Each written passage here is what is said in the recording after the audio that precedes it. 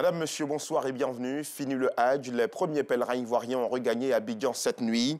Après avoir accompli les rites du 5e pilier de l'islam en terre sainte d'Arabie Saoudite, ces 424 pèlerins reviennent satisfaits. Ils disent avoir effectué avec brio tous les rites et prié énormément pour la paix, la stabilité et le développement de la Côte d'Ivoire. À leur descente de l'avion, le ministre de l'Intérieur et de la Sécurité, ainsi que le président du COSIM, le Cheikh Aïma Ousmane Diakité, leur ont dit le traditionnel Akouaba. Tout cela sous le regard de Parga Sorokone des Madongui. Aéroport international Félix Houphouët-Boigny, il est minuit 50 minutes. Sur le tarmac, l'avion transportant les 424 premiers pèlerins du contingent étatique. À leur descente, ces appelés de Dieu se prosternent pour remercier le Tout-Puissant. Ils ont réussi à accomplir avec quiétude les différents rites du Hajj en terre sainte d'Arabie Saoudite. Ces pèlerins ont tenu à traduire leur reconnaissance au président de la République, Alassane Ouattara. Vraiment, on remercie nos présidents, Docteur Ado. Vraiment, on a été bien logés, ça s'est bien passé. Arafat, Mouchtalifa, Mina, Maka, Matina, tout est bien passé.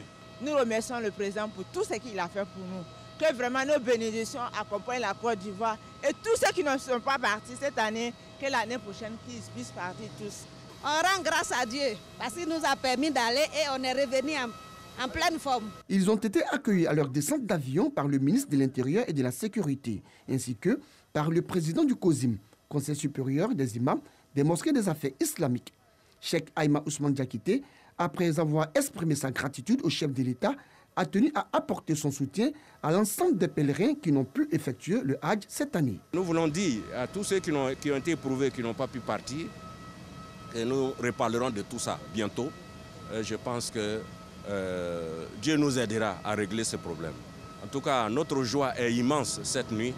Et nous prions Allah, subhanahu wa ta'ala, pour qu'il donne longue vie, bonne santé à M. le Président de la République et à tous ses collaborateurs.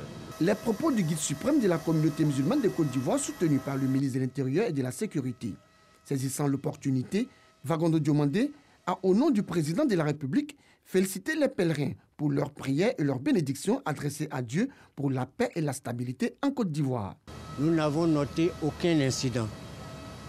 Tous les pèlerins, Inch'Allah, rentreront sains et saufs comme ils sont partis.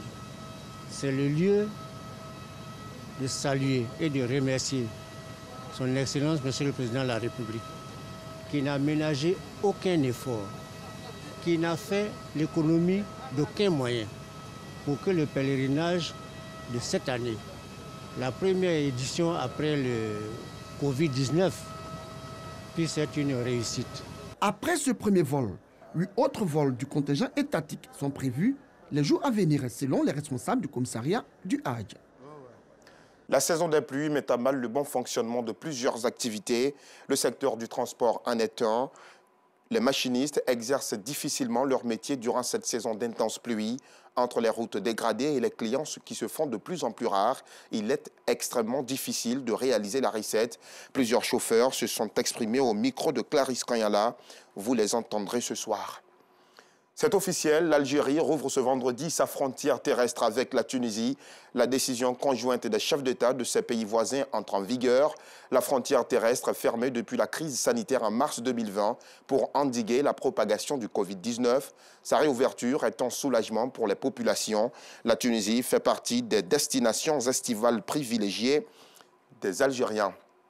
Au Sri Lanka, après la décision par email hier du président Gotabaya Rajapaksa, le Premier ministre a été investi président par intérim. Il a prêté serment en présence du président de la Cour suprême ce vendredi.